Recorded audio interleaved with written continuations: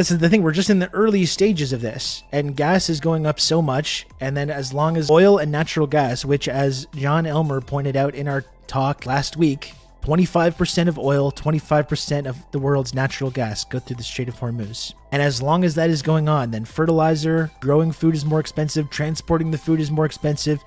So we're going to start seeing way more than I think what we have seen over the last couple of years, major increases in our grocery prices. And again, what a better time. Could there be possibly a better time to have someone out there with this big platform talking about national options for groceries and taking the power away from these like 4 families that monopolize this industry? What better time is it going to be as this continues to go up and up and up? These are all the questions right now. And this is kind of what I wanted to talk about as it pertains to Iran and Trump's non-statement last night. People were saying, oh, is he going to announce that he's like going to invade Iran? Is there some major announcement? He booked this like prime time TV time. And I think this is the exact thing that Trump did back in, I believe, December about Venezuela, when we were like, oh, are they going to announce some major Venezuelan war thing? And Trump gave this big announcement and he said nothing. He said nothing at all. He said, we're the hottest country ever. Look at the numbers. We've never seen numbers like these. Quite frankly, we're getting trillions of dollars of investments, and that's all it was. And that's all it was yesterday. It was the same thing. Yeah, and both the Australian Prime Minister and the UK Prime Minister are both out there being like, get ready for some really bad stuff to happen. Yeah, and he did say our objectives are almost complete. We're going to bomb the crap out of them back to the Stone Age. And I like that they've completely dispensed with any, like, we're helping Iranians. Because Trump now feels betrayed because he was told that the Iranians were going to rise up after 2 days of bombing, and that didn't happen. So now he's just like, fuck them. We're going to bomb them back into the Stone Age. Another thing that happened yesterday, even before Trump gave that announcement, was he said in an interview, we can look at this, he said in a press conference, I thought it was going to be over in 3 days. And then as soon as he said it, the moment he said it, he was like, fuck. And he immediately pivoted and was like, how about how the military is so great? It was so telling. Yeah, that video's from an event that was supposed to be private. It's actually amazing because you see in real time his thought process and he's like, oh, fuck. And he's got to immediately move on from it. But I think this is my point about this, which is that I really thought that it was going to be similar to what happened with the Venezuela address in December. And we remember what happened in Venezuela. It ended up being an address that was totally nothing. And then at a time when no one was really expecting it, that's when they launched their big operation. And I think this is exactly what's going on right now. I think they absolutely are. Despite what they're saying right now, Trump thinks he's being clever. Trump thinks he's doing like a clever misdirection. But I absolutely think they are going to go ahead with some kind of an invasion of Kharg Island. I don't want to make any like predictions. I've been wrong about this stuff before, obviously. I'm not going to be like, lock it in, put it in Polymarket, put it in Kalshi or whatever. I'm not doing that. But I really do think they're going to commit to doing something really crazy. Is it this weekend? Maybe. Don't think it will be Kharg. Well, maybe. There's a bunch, as we talked about a couple days ago on the show, there's a number of little islands there that they could try to take for some kind of like plant the flag photo op. My point is that whether it's Kharg Island or whatever it is, they are going to try some kind of boots on the ground invasion somewhere. And Trump thinks he's being clever right now by misdirecting people from it. But it's like, if you just understand that every word that comes out of his mouth is a lie, that it starts to make more sense. He's trying to calm the markets by saying like, oh no, we're almost done. We're just going to bomb them back to the Stone Age and then we're going to leave. And now you can figure out the Strait of Hormuz. But I think they are absolutely going to go in. And here's the thing, like we can debate or ask questions about whether we think that that's going to happen or not. But it seems like even if they do the thing that they're kind of hinting at right now, which is bomb a couple more weeks and then just like leave and say, okay, everyone else figure out the Strait of Hormuz, UK or whoever else figure it out.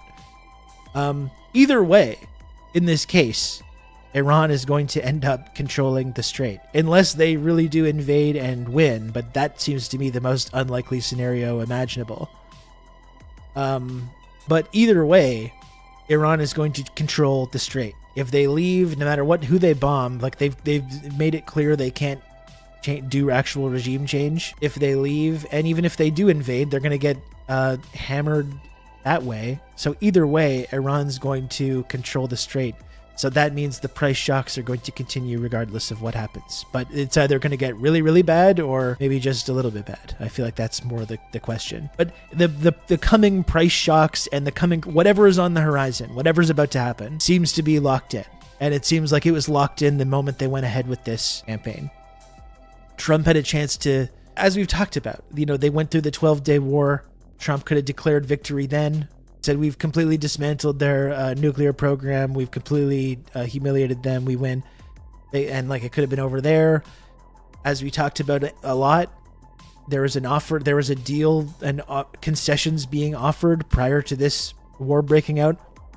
Trump could have taken that and claimed a huge victory, and an absolutely huge victory. And they went ahead with it anyway. And now I just feel like whatever is about to happen, the coming crisis, the price shocks, maybe global recession, as a lot of people are speculating on right now, was locked in from that moment. I just think most Americans have this very distorted idea about what the military is capable of, and don't understand exactly how insane and suicidal it is to do what they're doing. They have this idea that's been implanted from Marvel movies or whoever else over the years, all the other nonstop last several decades of Defense Department propaganda in the Hollywood action movie industry. They all have this idea about the military. We'll just go open the strait. We'll just go open the strait. What's wrong? It's the American military. It's the best in the world. And they don't understand exactly how and why it's so suicidal. This is the clip I was talking about, though. It's really crazy. This is one Trump gaffe where you really do see in real time where he's like, shit, I should not have said that. This is really a crazy clip. And they deleted this. Again, they deleted this as soon as this was published, but people grabbed it. They really actually didn't want this getting out. But they weren't dumbest. I said, you have 2 old broken down aircraft carriers. You think you could send them over? Oh, I'll have to ask my team. I said, you're the prime minister. You don't have... No. I have to ask my team, President. My team has to meet. We're meeting next week. Oh, next week? But the war already started next week. It's not good. The war's going to be over in 3 days. My prediction, it turns out. By the way, do we have the greatest military ever? What was that? What was that last part? Prediction, it turns out. By the way, immediately he's like, oh shit, I gotta pop the crowd. Don't we love the troops?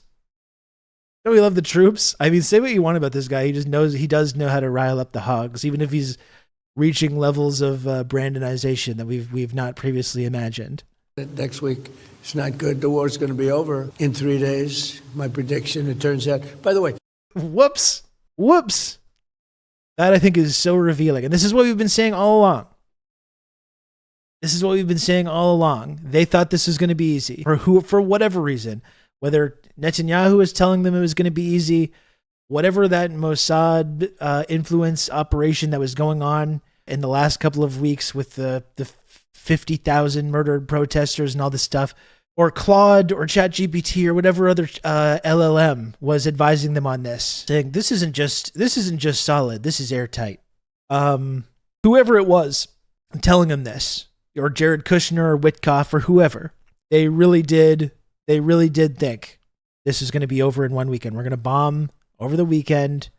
We're going to take out Khamenei and whatever other senior IRGC guys. And then those Iranian freedom fighters that we keep hearing about are going to swarm the streets and they're going to take over the whole country. And then we're going to have, once again, finally, after all these years, a nice compliant puppet state in Iran, and no more funding for the Axis of Resistance, and no more Hamas, no more Hezbollah, no more Ansar Allah or whatever else. And this is really what they believed. And it's been decisively, definitively proven, I think, with this comment from Trump. I think that was my thing about this whatever it was last night. I didn't even watch it. I knew I didn't even need to watch it because I knew it would be nothing. I've been wrong a number of times about many things that I've tried to predict, but I was 100% certain that nothing new was going to be announced in this whole primetime address. But that confirms to me more than ever that they are intending to go ahead with some kind of a ground invasion. But I think that's the point, which is that whether they do escalate and ratchet this up even more, that whatever is the crisis that is on the horizon is coming anyways. It's been locked in since the moment they started this new bombing campaign. it's been locked in.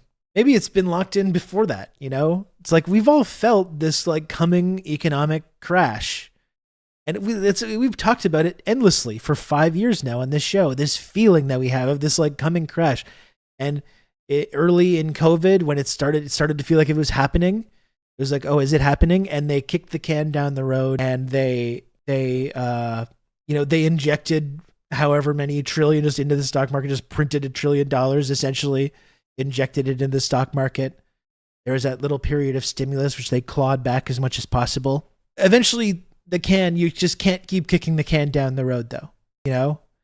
And we've just been living through bubble after bubble after bubble.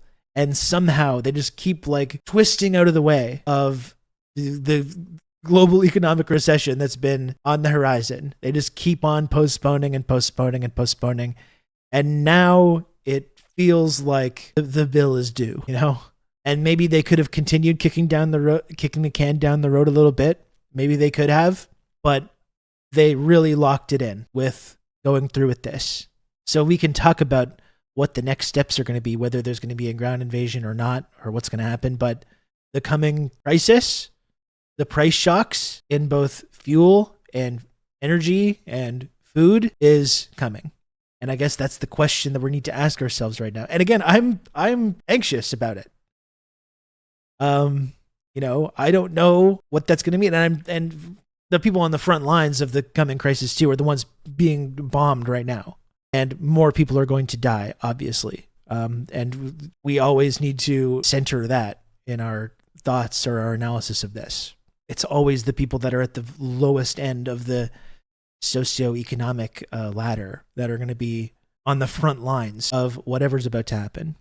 But we're going to feel it in the West. Like whatever is coming, we are going to feel it. And I think that's what I'm telling myself right now. Yes, it is a time to be a little bit anxious about what's about to happen.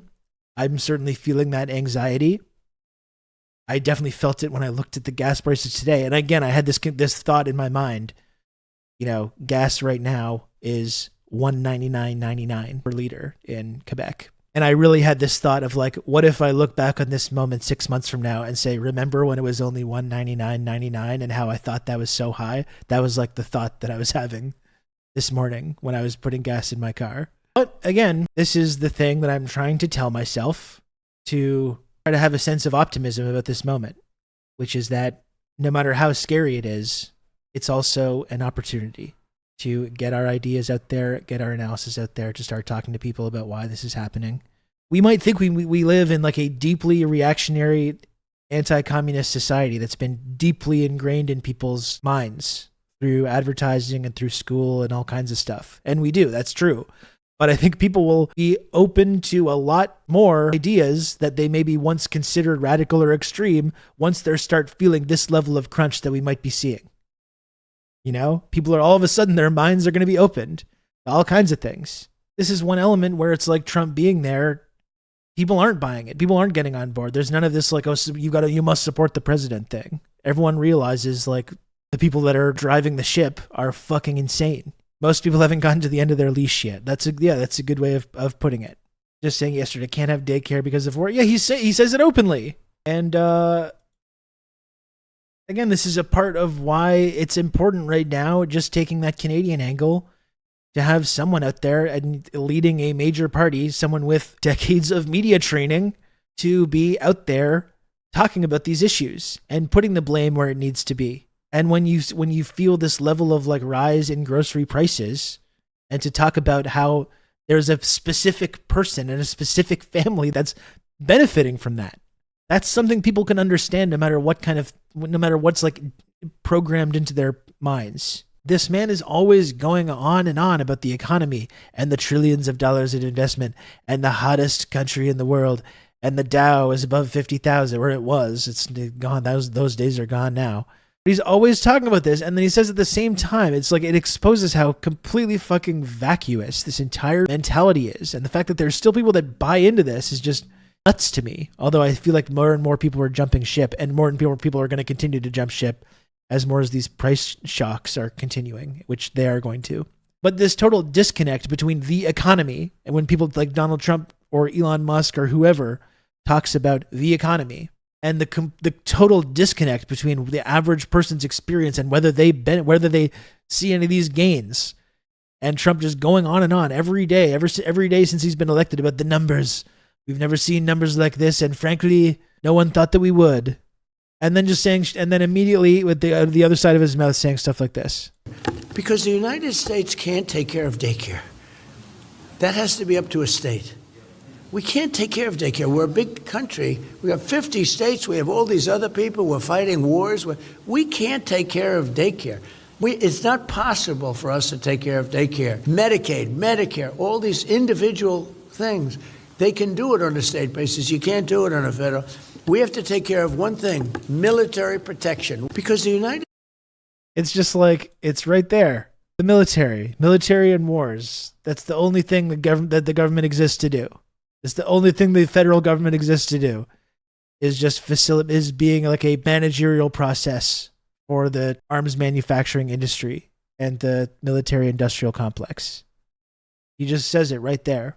And like there's going to be no denying that they will have complete ownership over this coming crisis that's about to happen. It was entirely self-inflicted and did not need to happen at all.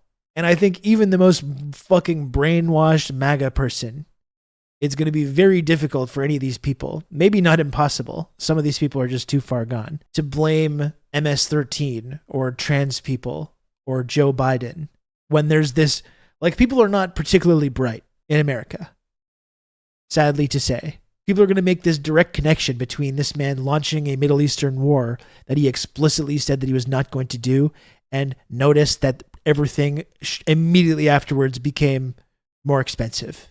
Fuel and food, and they're going to feel it everywhere. Even the most reactionary hog is going to be able to figure this out. Even the most misinformed, propagandized person in the world is going to be able to feel this deep connection between Trump's war and what is about to happen in the economy.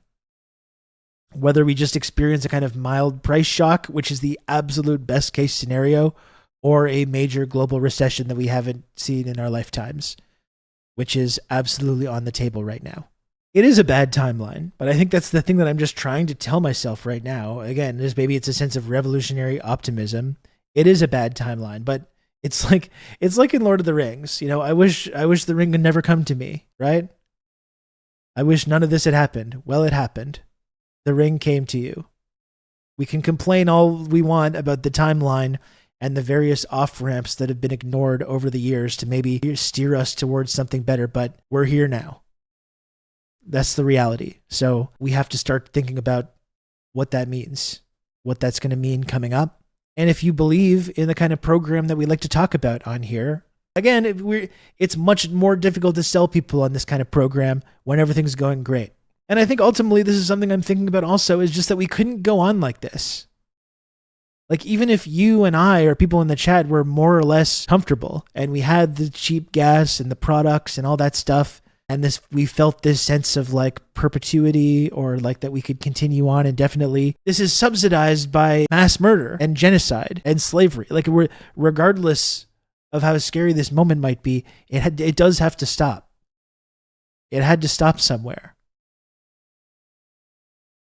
And maybe that's one thing to hold on to right now as well. The biggest bridge in Iran comes tumbling down, never to be used again. Much more to follow. It is time for Iran to make a deal before it's too late, and there is nothing left of what could become a great country. Absolute sicko. Yeah, I think this is so true. Trump really is the embodiment of America. He betrays all his allies on a whim, thinks he's owed everything for existing, and lashes out at the slightest insult. Absolutely. Absolutely. I mean, that was why, as much as I was in total denial that Trump was going to win in 2016, that was the thing in retrospect. It was just so obvious. That was always the feeling that I had, like, thinking about that afterwards. Just like, of course he was going to win. He was always going to win. This is the most American thing to ever happen. I don't need to watch the whole statement that he gave last night. We know the script. Hottest country, all the numbers, trillions of dollars of investment. We've taken a history in 1 year. We've taken a dead and crippled country. I hate to say that, but we were a dead and crippled country after the last administration, and made it the hottest country anywhere in the world by The hottest inflation. country. Record-setting investments coming into the United States, over $18 trillion, and the highest stock market ever, with 53 all-time record highs in just 1 year. It all positioned us to get rid of a cancer that has long simmered. It's known as the nuclear Iran, and they didn't know what was coming. They've never imagined it. Remember, because of our Drill Baby Drill program, America has plenty of gas. We have so much gas. Under my leadership, we are #1 producer of oil and gas on the planet without even discussing the millions of barrels that we're getting from Venezuela. I remember Obama bragging about just that. Remember that? I did that. I made us the #1 oil and gas exporter. But a couple of things there, right? As we've talked about, it's the same thing with the oil and gas industry in Canada.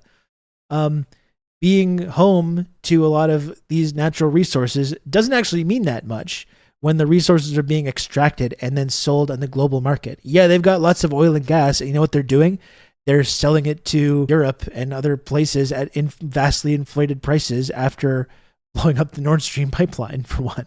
And they're doing that so the oil companies can make lots of money. They're not doing it so average Americans can pay less, or average Americans can have more access to fuel. As we've been talking about, Americans are paying more than ever now for gas, despite this mass amounts of resources and natural gas and oil that they do have.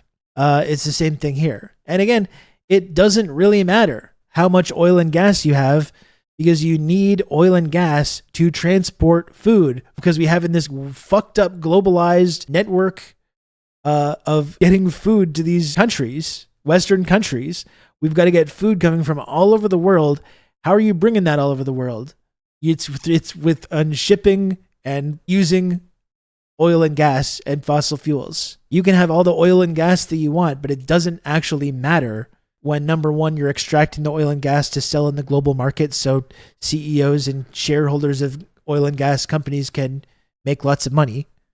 And it doesn't matter when you need to import food from around the world and it's being transported using oil and gas. None of these natural resources are going to matter. And going back to that in the Canada element, that's exactly why what I was saying earlier about how, yes, we need to transition into sustainable energy.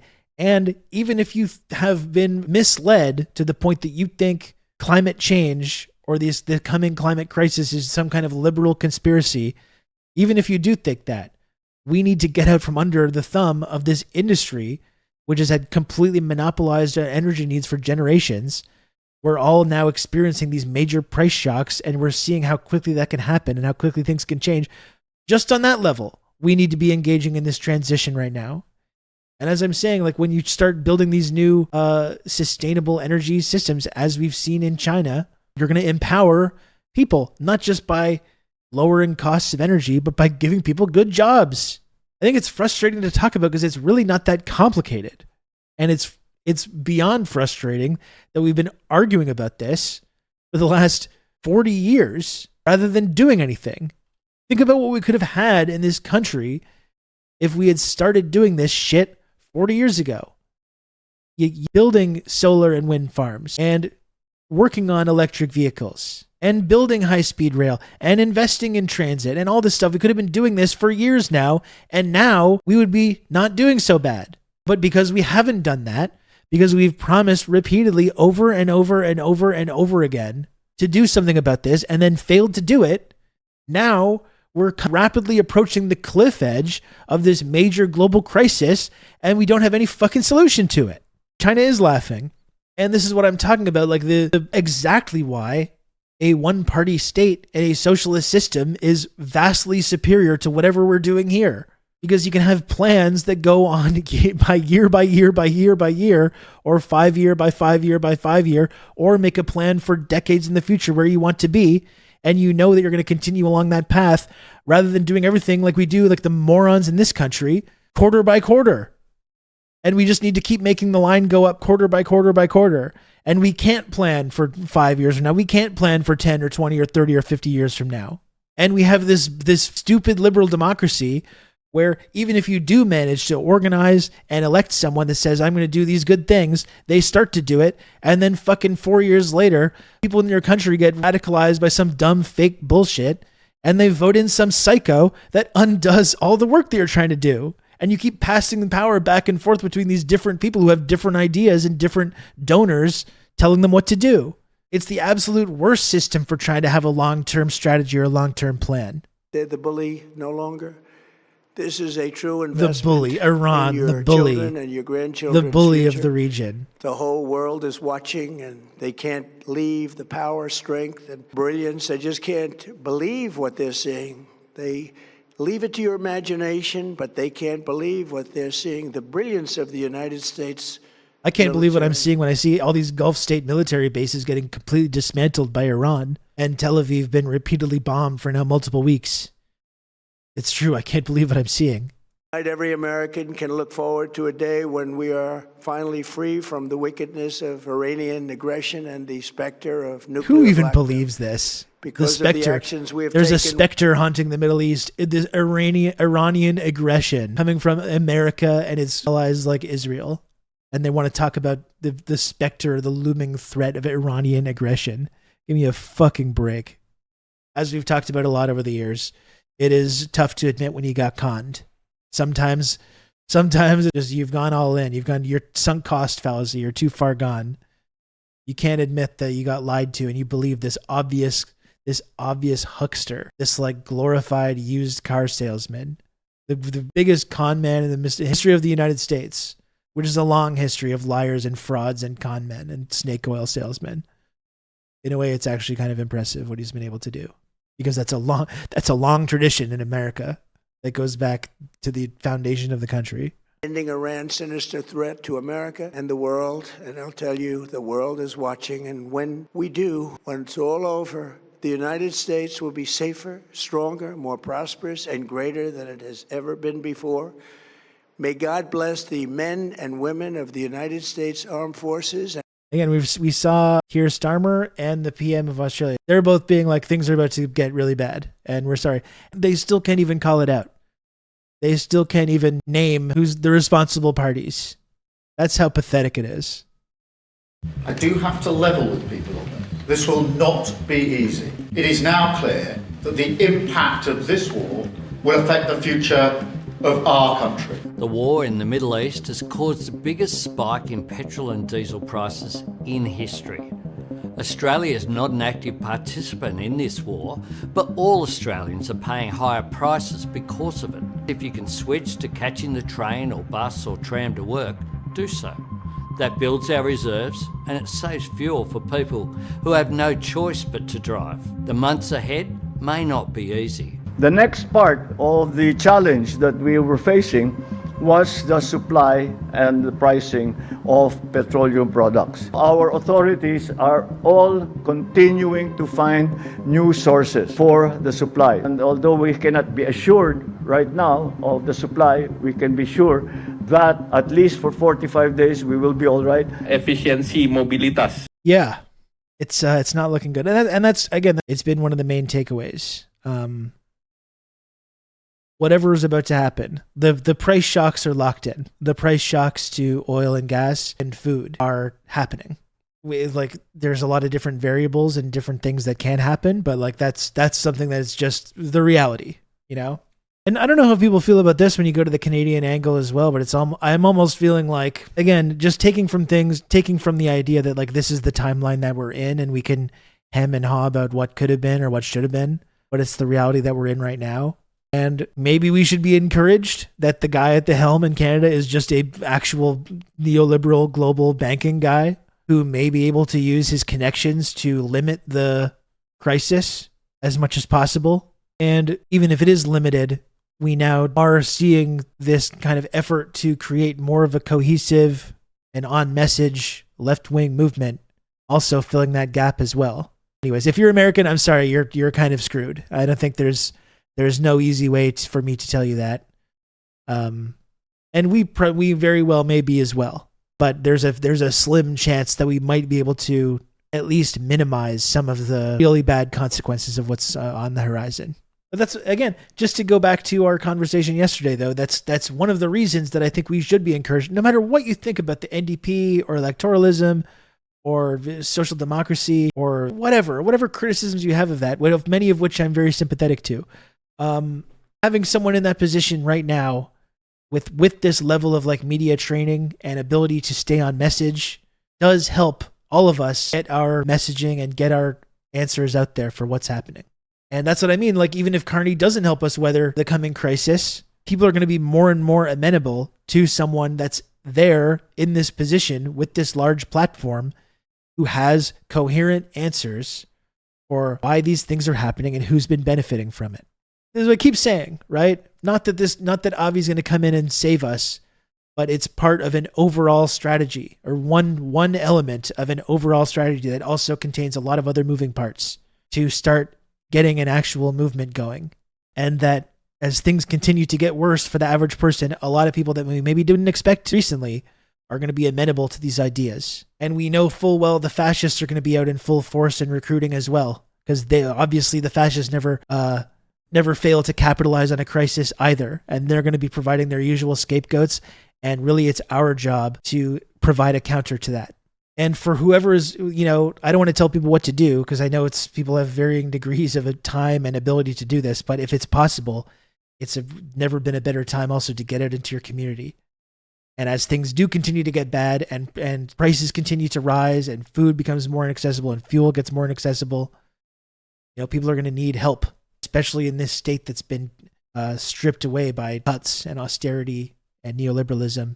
I think that's just the idea that I keep going back to, though, Chad. It's just that, like, when things do get bad and when these major crises happen and we're on the brink of a major crisis, I mean, that seems clear.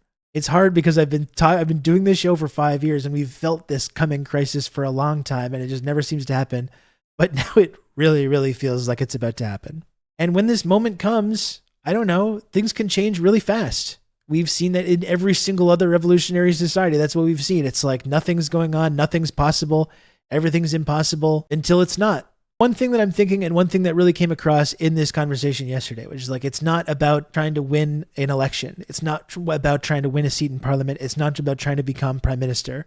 It's about using this big infrastructure of the NDP, which has a lot of resources, or did, and has this legacy, and using that to build a socialist movement in this country, both inside and outside the electoral system. That is, I think, is the idea right now. That is the vision.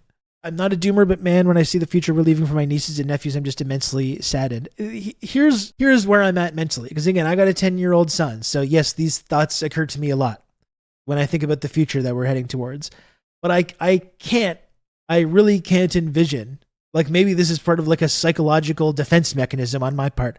I can't envision this like awful, terrible future world that sometimes feels like we're heading towards. I can't. And I one thing that I very fervently believe is that no matter what is about to happen, no matter how bad things are about to get, there's an opportunity to build something better out of that.